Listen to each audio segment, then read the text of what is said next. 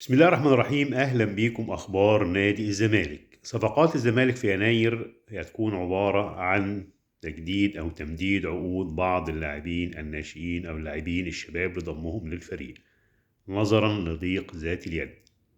النهارده جدد محمد إبراهيم 2005 الظهير الأيمن، سيد أسامة مجدد.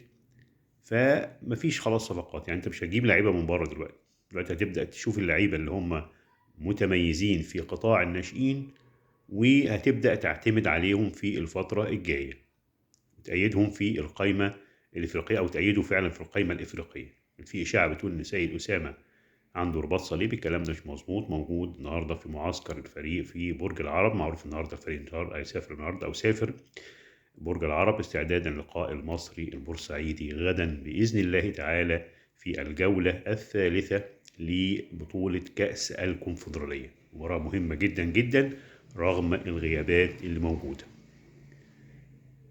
صفقات الزمالك مفيش صفقات غير تمديد عقود. لو انت قدرت بقى تجدد لحسام عبد المجيد يبقى شيء جميل جدا. تجددت لمحمد السيد بعد مشوار طويل ووش كتير قوي، وهيروح الاهلي وكوبري وقصص ومويل، ولكن يبدو ان النادي الاهلي رفع ايده عن هذه الصفقه. بقى عنده لعيبه كتيره، الاهلي اللي جايب لحد دلوقتي مش 5 6 لعيبه، ما شاء الله الفلوس كتيره. الزمالك خلاص بالنسبه لصفقات يناير الواضح حتى الان ان لم يكن في الامور جديد. ممكن يكون في جديد، ممكن يكون الاستاذ ممدوح عباس يحن ويجيبوا صفقه جديده في الفتره الانتقالات الشتويه، ولكن الواضح ان بقت الاولويات دلوقتي للعيبه الشباب. النهارده قلنا تجديد عقد محمد او تمديد عقد محمد ابراهيم 5 سنوات. لعيب كويس، لعيب بيلعب ظهير ايمن، محتاج خبرات كتيره جدا. يعني لو الزمالك بدأ بقى يعتمد على اولاده يعني شيء مش وحش، تبدأ تعتمد على اولادك، وده اللي كان موجود قبل كده. يعني ده اللي كان موجود قبل كده، مدحت عبد الهادي، اسامه نبيه، سامي الشيشيني، لعيبه كتيره جدا طالعه، حازم امام. يعني الواحد هيفتكر مين؟ ولا لعيبه كتيره جدا، معتمد جمال، احمد عبد الرؤوف، كل دول كانوا ناشئين طلعوا كانوا مميزين جدا. حتى كان عندك قريب قوي ناشئين كويسين قوي واستغنيت عنهم، زي يوسف اسامه نبيه، يعني كان لعيب اسامه فيصل. فانت هتبدا تعتمد على اللعيبه الناشئين، تعمل قاعده، وده كان مفروض من الاول، يعني كان مفروض من الاول.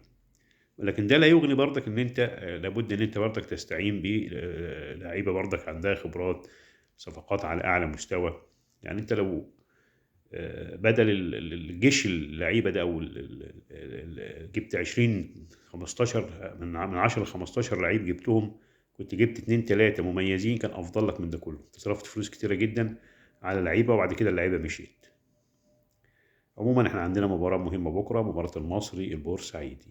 ان شاء الله الفوز لنادي الزمالك، فوز مهم جدا جدا جدا. انت عندك 4 نقط دلوقتي، انت فايز في مباراه على زيسكو الزامبي، وتعادلت مع كايزر تشيف الجنوب افريقي.